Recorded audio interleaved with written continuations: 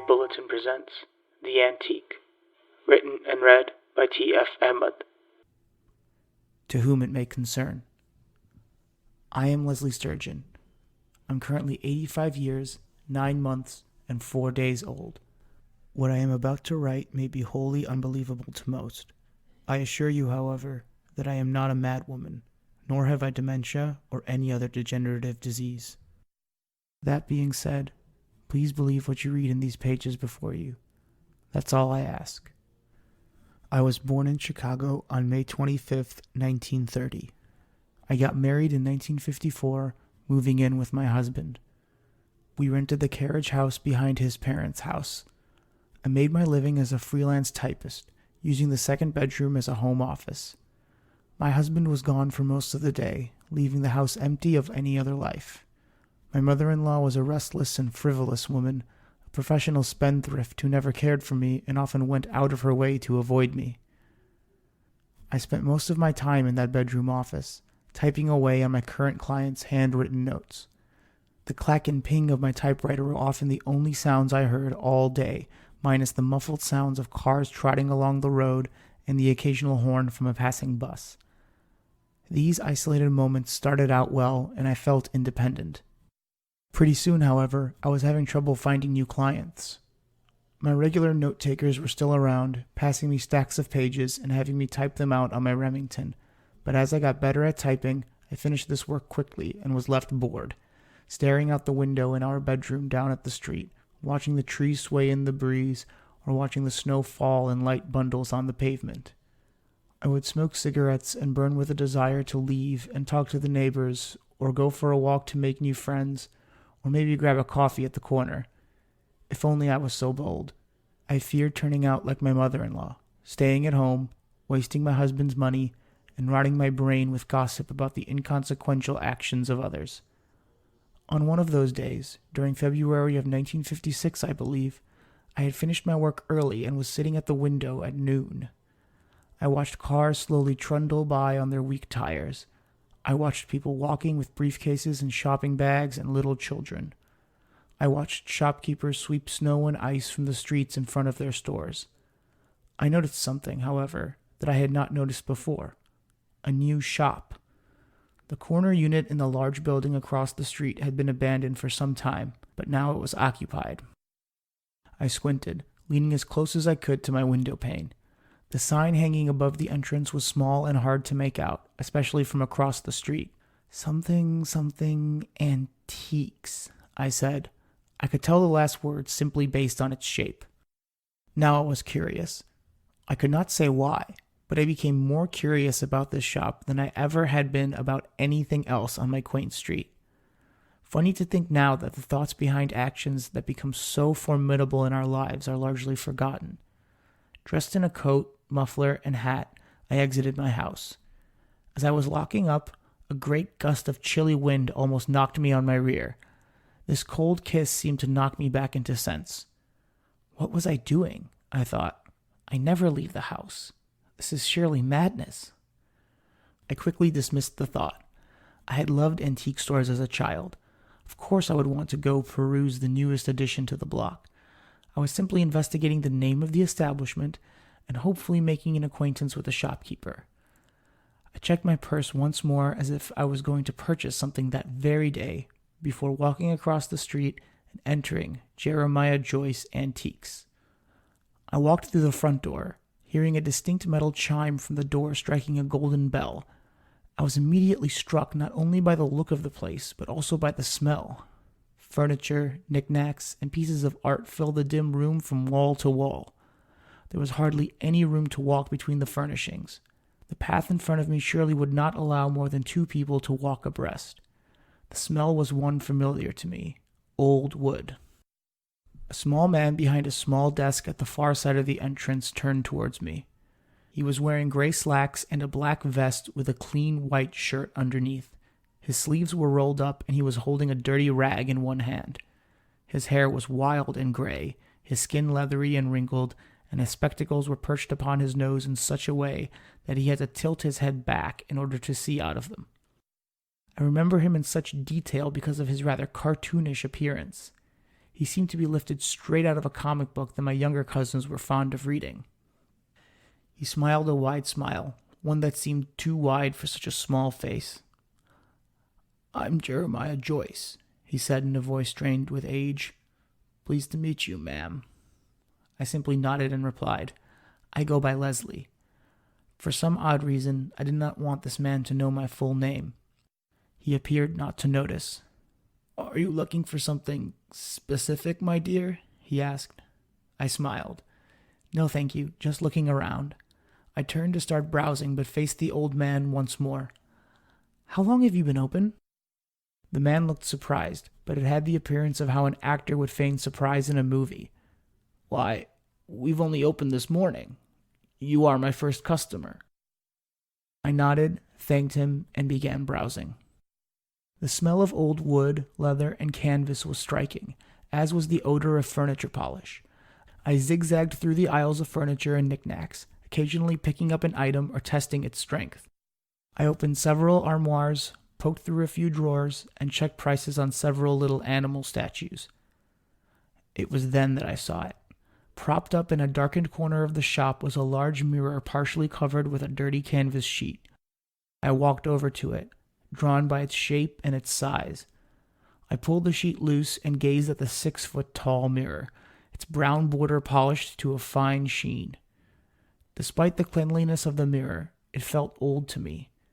It seemed to carry with it a gravity that only came with age, like items you would find in a museum display case. "A fine piece, is it not?" came a voice behind me. I turned around and grabbed my chest. Mr. Joyce was behind me, his hands clasped behind his back, his too wide grin on his face. He seemed not to notice my frightful reaction. "Why, yes," I said, between breaths. "A fine piece." I almost laughed, but I was all at once frightened and didn't dare laugh in front of this man. "It is the oldest piece I have in the shop. Can't even be sure of the exact date anymore. But if it's any help, it's much older than me." His smile went wider, the edges of his lips seeming to extend beyond the edges of his cheeks. "How much is it?" I asked hastily, wanting him to do anything except smile. "Why, I'm not sure off the top of my head," the old man said. "Would you come with me to the front desk? I keep a price book up there." I followed him to the front of the store and waited while he produced an ancient, cracked leather booklet from a locked drawer. He opened it to what seemed like a random page. I couldn't see the text, but he seemed to be consulting some line or other with interest. Finally, he looked up at me. $47, ma'am, he said evenly, the large smile reappearing on his face. I clicked open my purse and grabbed all of my cash. I hadn't bothered to count it before I left the house, and I was already hot with embarrassment in anticipation of being short. To my surprise, however, my purse contained exactly $47, not a penny more or a penny less. "Here you are, Mr. Joyce," I said, handing over the assortment of bills. "Exactly $47. Would you believe it was all I had in my purse?" I let out a snort of laughter at that last comment, quickly placing my hand over my mouth to stifle a further laugh. "What a neat coincidence, huh?" he said, placing the money into another locked drawer. He clapped his hands, startling me once more. "Now, how would you like that delivered? I can have someone place it in your house in a few hours if that's okay with you." I nodded. "Sure, that's fine." I was unsure if I could even drag that thing up the stairs with a rope and pulley. I'm usually home all day anyways. "Good." Mr. Joyce wrote me a receipt and confirmed my address with me before heading to his back room. I turned and left the shop, and I never went back there again. Nor did I ever see Jeremiah Joyce ever again. In person, that is. When I returned home, I felt invigorated. I drew a bath and decided a relaxing afternoon was in order. I made the water extra hot, wincing as I first entered the porcelain tub. After a few minutes of harried breathing, my body got used to the temperature, and I let my mind wander. I didn't think of it then, but that unique shop seemed familiar, as if someone had plucked a memory from my childhood and transformed it into a charming store. I was quite sure, years later, that I had seen all of those lavish pieces of aged furniture and art in other stores around Chicago. However, as I exited the bathroom wrapped in a towel on that winter day in 1956, I whistled with renewed happiness. My boredom seemed to have dissolved like sugar in coffee. I stopped whistling when I entered the bedroom. The mirror was there, upright and leaning against a section of bare white wall. Its polished wooden frame glistened in the sunlight that entered the window, its clean glass with no visible marks of any kind. I shivered. How was it here already? The unreality of the situation was only heightened when I approached the mirror and ran my fingers along its smooth frame. I hadn't heard anything while I was in the bath. No door opening, no grunts of men dragging this large item up the stairs, no sounds of exit. Still in my towel, I raced down the stairs to the front door and found it bolted shut, exactly as I had left it. That sight filled me with a short-lived relief. The door was bolted on the inside, and there were no signs of forced entry. Therefore, the mirror was not really upstairs. But when I entered the bedroom, the large mirror still rested against the bare wall, unmoving yet seeming to pulse with an ominous gravity. I sighed, suddenly not wanting to deal with how the mirror had showed up. Perhaps, despite my mother-in-law's hatred of me, the old bat had let the men into the carriage house. She did have a key. Satisfied with this explanation, I changed, using the mirror to make minor adjustments to my dress. Now, I was 25 going on 26 at this time. I was thin and pretty, yet my posture did not establish me as a docile woman capable of being pushed around. I was young and looked it. But when I stared into that mirror, I was taken aback by what I saw.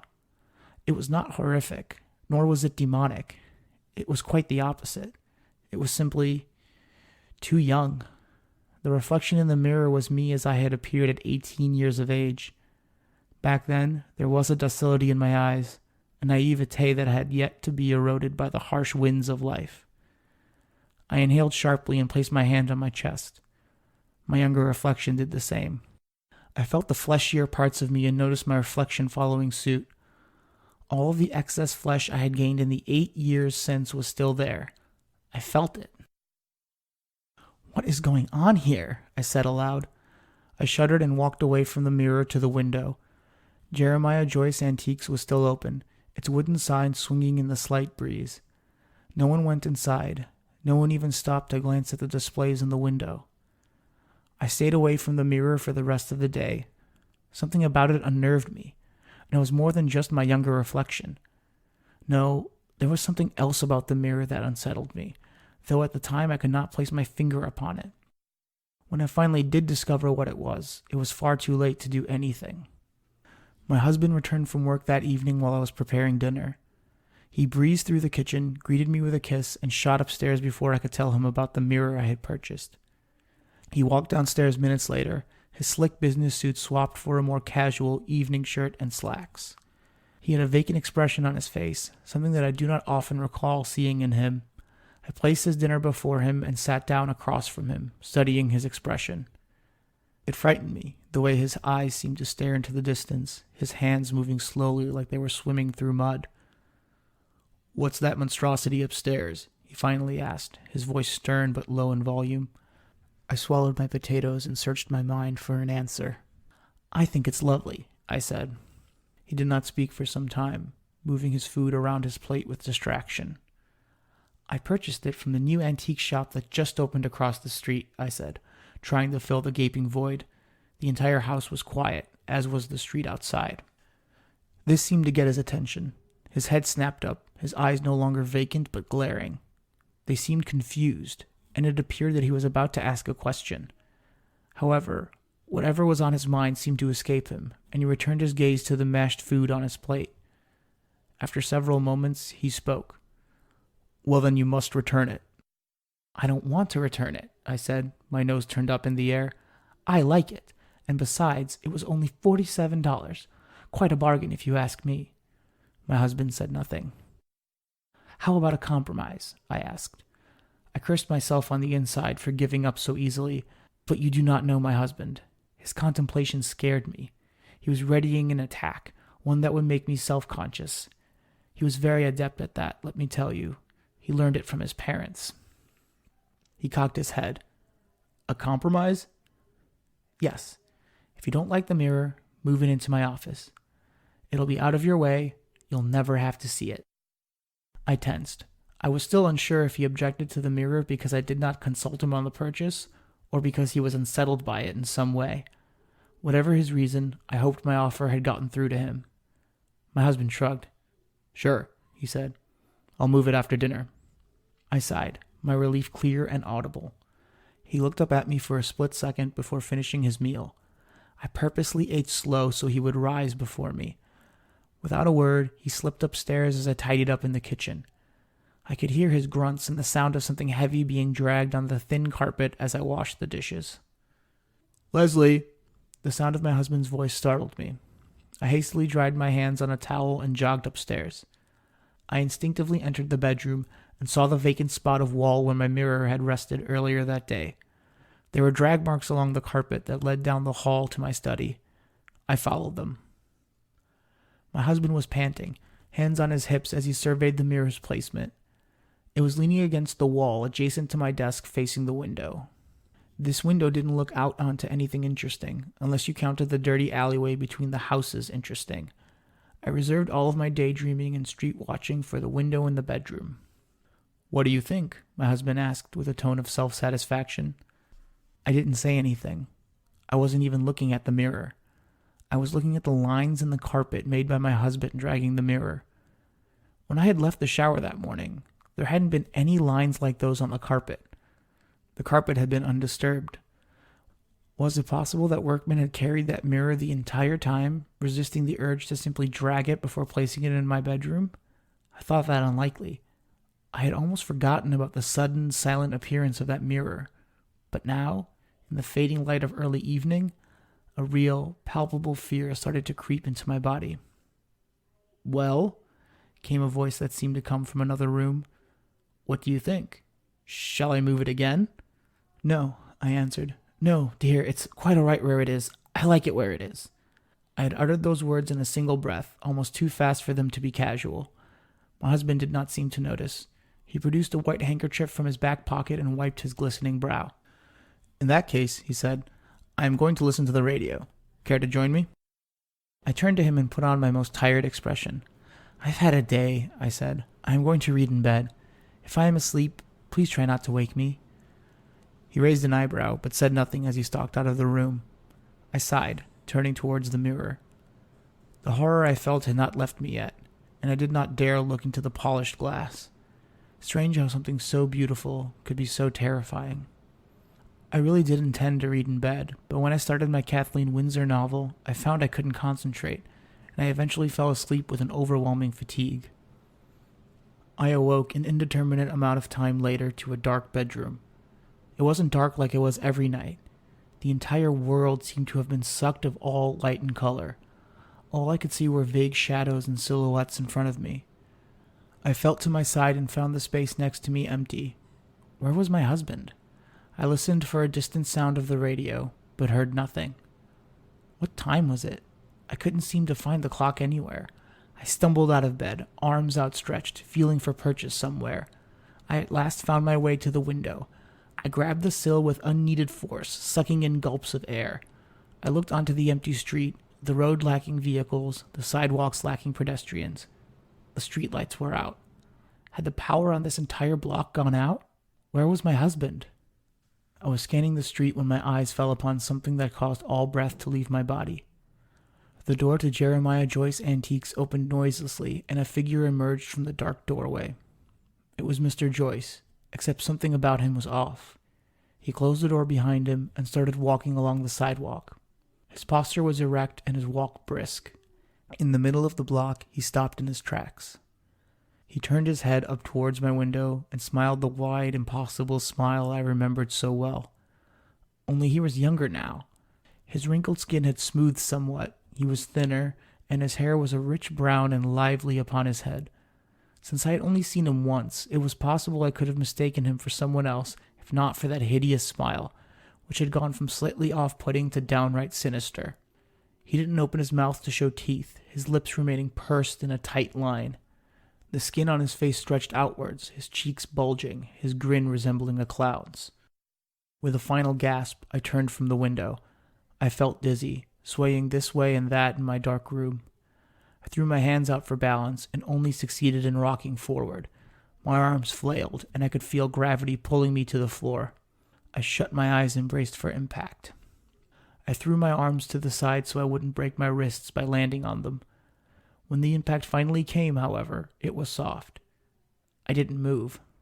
Somehow, I had landed on my back. I opened my eyes. I was lying on my bed, the white ceiling looking a shade of blue in the strong moonlight that flooded the room. I didn't dare move. I felt a rustling next to me and was filled with relief. My husband. That gave me enough confidence to exit my bed and look out the window. The street was still empty, but it was lit. Not a single bulb was out on any of the street lamps. I stared at the antique shop, expecting the door to open, but after a full minute, I turned away. It had been a dream. An awful dream, but still a dream. I wanted to laugh. I had never felt so foolish. I turned away from the windows when a sudden urge took over me. My mirror. What had compelled me to think of it then in the moonlit room of my in-laws' carriage house, I was never able to figure out. Wild theories dance around my head years after this night, some more outlandish than the last. All of the theories I mulled over, however, had one commonality threaded through them all. Some external force must have compelled me to go to my study. That way, the blame could lie somewhere else. With a quick glance at my husband, I tiptoed out of our room and down the hall. The door to my study was ajar, as it always was. I entered the room and turned on the light. The dim overhead bulb caused all of the objects in the room to pulse with a strange tremor. The light hadn't flickered earlier that day, I was sure. I approached the mirror, its angle against the wall not allowing a full view of myself until my toes touched the bottom of the wooden frame. Again, my younger self stared back at me, the docile eyes and thin frame moving with my movements. I had expected this visage, though it still startled me. I began swinging my arms lightly in front of me, watching the arms in the mirror move in unison. I began to hum a tune from my childhood, my arms now swaying faster. I lost myself in the strange dance, closing my eyes and letting my body sway with abandon. I heard what I thought was a pop, faint and distant, and I stopped humming. I opened my eyes and let out a faint cry of terror and surprise. My arms were frozen in their place, my elbows bent, my wrists slack, and rotated across my body to my right. My reflection's arms were in the same position, though they were rotated to the right as well. Not my right, mind you, but to my reflection's right. I swayed my arms to the left, and my reflection did the opposite. I dropped my arms to my sides, but my reflection kept her arms up. Her head tilted, though mine did not. A wide smile stretched across her face, and I could feel my body shake in an utter terror that I simply cannot describe. My arms shook and my knees wobbled, yet my eyes refused to shut against the horror in front of me. In a flash of motion, hostile and greedy, my reflection reached out towards the glass. I reacted instinctively, jumping back and yelping. I stepped on my long nightgown and felt myself falling backwards. I was almost on the ground when I felt something cold and rough grab my ankle with violence.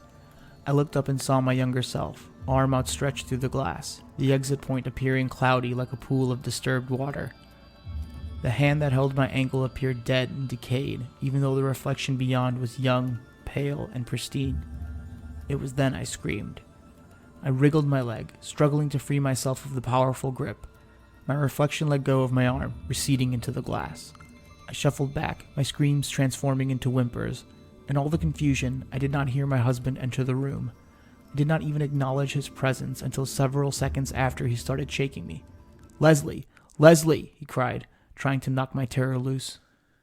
I kept resisting. I didn't hear or see him exit my study. I didn't register the time that passed during his absence. When my husband returned, my whimpers subsided. Something gleamed in my husband's hand. The light in the room caught it momentarily before it rose above his head. It was a meat tenderizer. The sight of it caused me to shrink back further. I did not think he meant me any harm, but the object felt wrong in my study, so far away from its proper place in the kitchen. What was it doing in his hand? My husband's face was full of blind rage. His eyes were fixed on the mirror. I screamed once again, this time for my husband to stop what he was doing. He did not listen. He stepped up to the antique. I was frozen to the floor, unable to move. He hesitated a quick second, and I let out a whimper. Did his reflection move out of step as well? Did it also carry a meat tenderizer in its large hand? "You shouldn't have brought this mirror," he said. He swung his weapon. I could not see his full reflection while sitting on the floor, but I did cry out when the terror came into view. Just before my husband's hammer made contact with the glass, another meat tenderizer exited the mirror at alarming speed, striking him in the forehead with a loud, sickening crunch. I let out a wail of rage and despair, crawling towards the slumped body on the floor. Blood oozed from the square-shaped depression in my husband's forehead and dripped onto the carpet. I knew he was dead. I called the police as soon as I could crawl to the phone. They showed up promptly, my mother-in-law in tow. I vaguely remember giving them a statement, something about a nightmare and sleepwalking, and I remember my mother-in-law staring at me the entire time, trying to catch me in a lie. I don't remember much from the days following, but my memory is punctuated by some events. My husband's wake, his funeral, the newspaper men pestering me, and the innumerable police inquiries. My story never changed, but I was tripped up a bit when they told me there had never been a Jeremiah Joyce Antiques in that corner unit. It had been vacant the entire time, no tenant occupying that space until months after my husband's death. The police couldn't even find a record of an old man named Jeremiah Joyce working in the area. The cause of death was ruled accidental. The theory is that the meat tenderizer somehow bounced off the glass or the wooden frame of the mirror and struck my husband with enough force to be fatal. The police officer who explained this to me knew how flimsy this explanation was. I could read as much from his expression.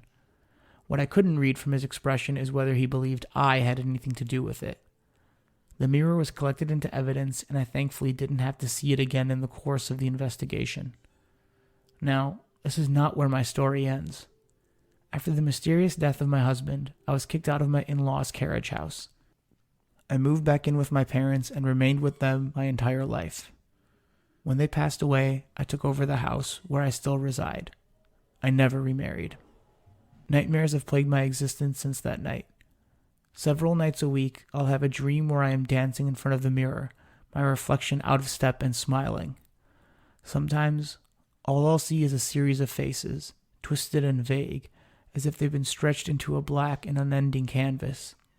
Other times I'll sit up in my bed and see a young Jeremiah Joyce in my room, smiling his impossible smile, prancing around the room in a bizarre dance, swinging his arms and legs to silent music. All of these dreams end the same. They end with me standing before the mirror, a naked Jeremiah Joyce staring back at me. In the mirror he is old, his leathery skin drooping off his body like melting cheese. He'll start to walk forward, arms outstretched. I can see his potbelly emerge through the glass. He's saying something over and over again, but I can't hear it until his head exits the mirror. I am the devil. He says, God is dead. I murdered him. He screams this again and again, his voice escalating in volume until I can't take it anymore. It is then I wake up. These nightmares have gone on for almost 60 years.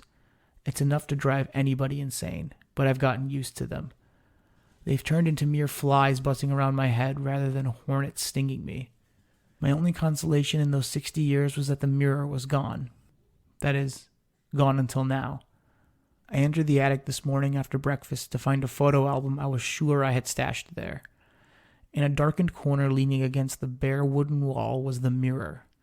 Its glass was pristine and shiny, the brown border glossy with furniture polish. I blinked several times before I believed what I saw. It was here, and I was almost sure I knew why. I had assumed that after all this time, the mirror had been sold in an estate sale and found its way into a lonely pensioner's house somewhere in Idaho or maybe Michigan. I had thought it lost forever and was terrified to see that it had somehow found me. Against my better judgment, I approached the mirror and looked into it. I should not have been surprised by what I saw. Looking back at me was not my young self. It wasn't a reflection of me at all. Jeremiah Joyce stared back at me, young as ever with his rich brown hair and a perfectly tailored suit. His grin was twice as wide as his face. I retreated from the attic with surprising speed, forgetting about the photo album entirely. I turned on my computer and began to write this account. I don't plan on going back up into the attic for the rest of my days. Should anyone find this document, heed my warning if you do nothing else. Destroy the mirror in any way you can. Burn it, blow it up, run it over with a train. Don't let whatever thing is in that mirror ever get out into this world again.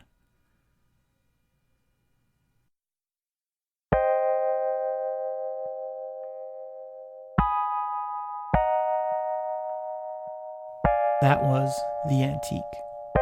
Please rate, review, subscribe, and tell a friend about this podcast. Thank you for listening, and we'll see you next time on The Night Bulletin.